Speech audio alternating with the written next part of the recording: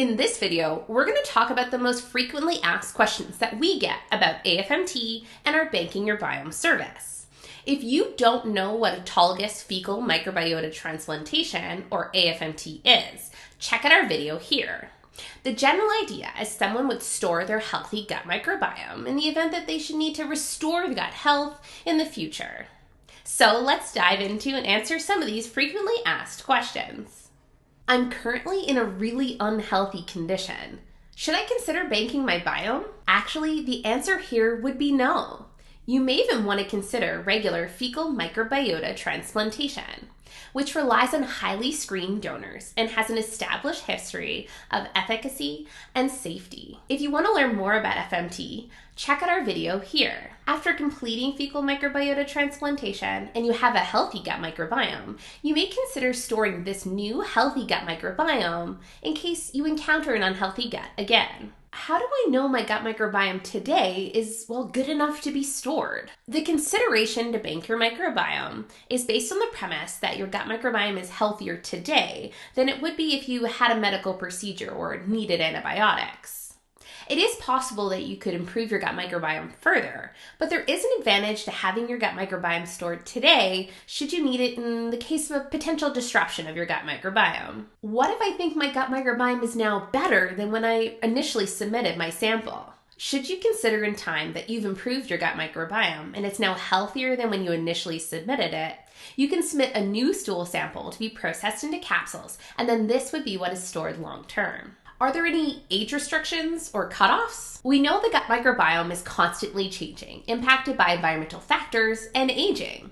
However, we feel there's a benefit to having your gut microbiome stored in the event of potential gut microbiome damage, regardless of age. But this is a personal choice, and really only you know what works best for you. Some facts about the gut microbiome and aging is that the gut microbiome becomes mature or even somewhat adult-like by age 3, and we know that it's somewhat stable throughout adulthood, and most indications say that we don't see much gut disruption or age impact until about 65 years. How long is my sample good for? There's still a debate about the stability of the gut microbiome when frozen. The creation of freeze-drying samples has extended the possibilities of long-term storage, but research is still needed to have a concrete timeline.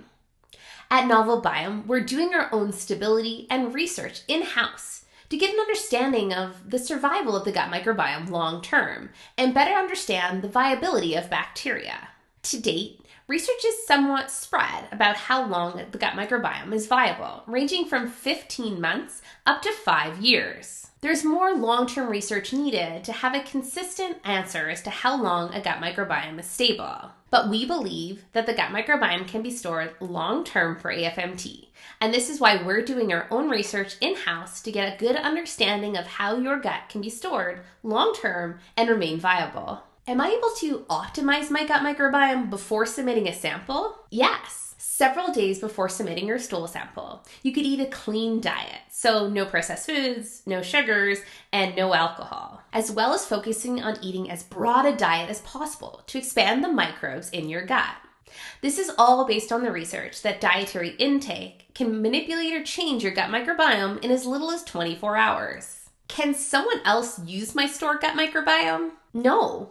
This sample is only meant to be returned to you and used by you. Banking your biome when healthy allows you to have your healthy gut microbiome ready in the event that you need it, such as after taking antibiotics or fighting gut dysfunction as you age. Here we looked at the frequently asked questions that we get about a-FMT and banking your biome. If you have any other questions, leave them in the comments and I'll answer them and maybe do a part 2. If you liked this video, check out our next video where we'll dive into should I bank my biome or do FMT. We'll look at the differences between a-FMT and FMT and look at what situations or for what people each of these most applies.